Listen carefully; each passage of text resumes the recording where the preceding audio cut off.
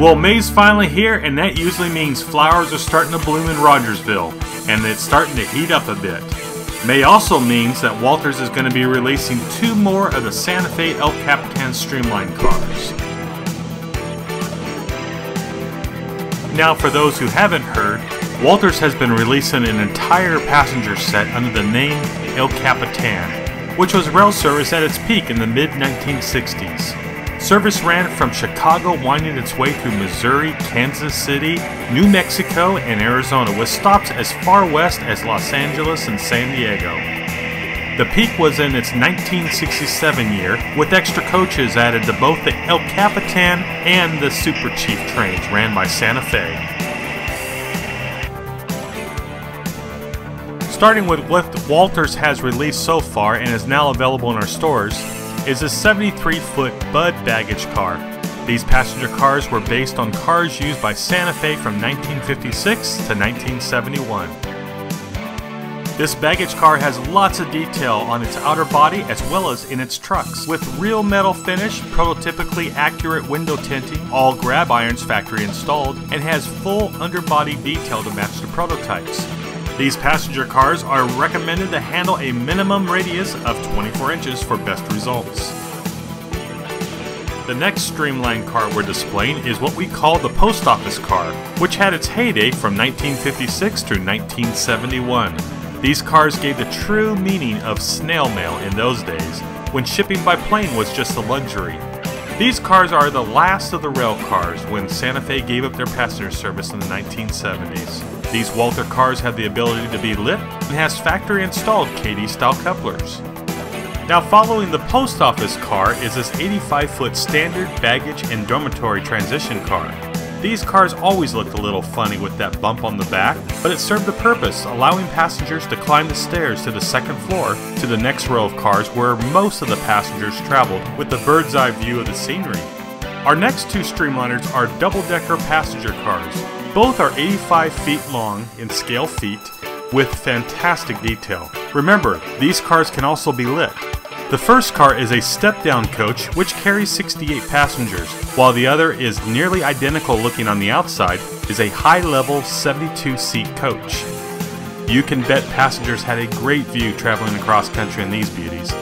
Now, at the time of filming this monthly report, we didn't receive a shipment of the next 2 vehicles that Walters has released, but we can tell you that it is a 85-foot Sky Lounge and another high-level coach with a tail sign. These passenger cars are on a limited supply only, so make sure you get yours today. And speaking of limited, don't forget these F7 units by Proto 2000, which were designed for your passenger set. In war bonnet colors and plated finish, these 2 engines come with DCC and Tsunami sound. Now, in real life, history tells us that these passenger engines would normally use 2 A units and 2 B units to pull passenger cars cross-country, in what would be equivalent to 5,400 horsepower. Introduced in 1949, these F units had exactly what the railroad needed. These models come with a new drive and a 14:1 gear ratio for multiple unit operation. They also have a 5-pole skewed wound, high torque can motors and are heavily weighed for maximum traction. The Mars light also works on both DC and DCC mode and has a sunny white LED light. The cab interior has 2 crew figures, and the diaphragms on the engine as well as the passenger cars all work. They also have see-through grills and fan covers. These engines include an insulated die-cast metallic knuckle couplers that are not factory installed. But for the price and performance, this certainly deserves 5 stars. Broadway has just released a very unusual vehicle, which with the usage of these track inspection vehicles, they date back to the 1929s. Vehicles perform in DC and DCC mode. Yes, you heard me right, DCC as well. These HO inspection vehicles have a powerful motor, sharp painting, and decaling, and have a brass body. In fact, you can negotiate small radius curves with these vehicles. And Broadway offers these vehicles in a variety of road names and available in a truck or sedan.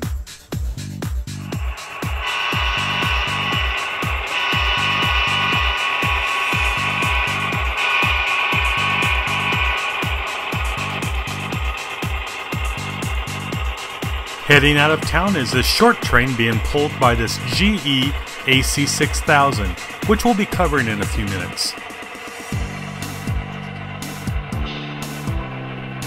The freight cars are by Cady, Walters, and Athearn. First, we have this double-door Louisville and Nashville 50-foot boxcar and this 50-foot PS1 10-foot door boxcar in Great Northern road name. Both freight cars are by Cady and are ready to run, featuring finely detailed grab irons, ladders, stirrups, handrails, see-through walkways, and brake step. Accurately detailed brake wheel as well as outer ribbing with smooth rolling wheels and trucks. They have standard weight with low center of gravity for optimum performance, and they are highlighted by, of course, true Cady couplers, and yes, they are made in the good old USA. The third car heading out of town is this 2003 cubic foot 2-bay covered ribbed side hopper by Cady. This car has incredible detail from the ladders, grab irons, see-through walkways, and lettering. You have got to check out the sharpness in the print too. And talk about the smooth rolling wheels. These are the best I've tested in a long time. The car's size has no problems with derailment either, as it's been adjusted for having a low center of gravity for optimum operating performance. Our last two boxcars are 40-foot steel meat refrigerator cars by Walters, which traveled the rails from the 1950s to the early 1970s. Both cars have side and end configurations that are set and correct. They all have 33-inch turned metal wheel sets and Protomax metal knuckle couplers. These refrigeration cars come in a variety of road names and numbers. Our last rolling stock is this C-50-7 caboose in Southern Pacific markings by Athearn. There are two versions of this caboose you can choose from. The standard caboose comes well detailed without any lights, but still has a new truck tooling using an axle mounted generator. Detailed interior with seats, bunks, table, and electrical pickups are pre-installed in the trucks.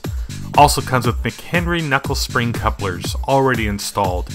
The second choice you have is the exact same caboose, except for about $25 more you get a fully lit caboose which works on DCC for lighting options, as well as a bi-directional double LED light which tells you which direction the caboose is heading. This baby is definitely high-tech and I love it. These cabooses ran in the early 1970s with 181 cabooses delivered to Southern Pacific and 16 for Cotton Belt.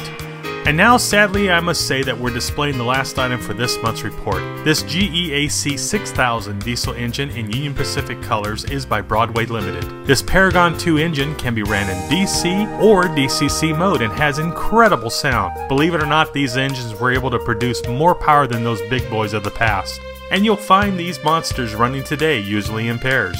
These come in a variety of road names and numbers and has operating ditch lights, headlights, backup lights, and also has all-wheel direct electrical pickup. They all have factory-installed engineer and fireman figures in the cab and has near brass caliber detail at a plastic price. Recommended radius curves minimum of only 18 inches and will operate on a code 70, 83, and 100 rail lines. Be sure and check out our website for more details, as you might find this engine is a must for your layout. Well, that's it for this month's of Rogers Railroad Report.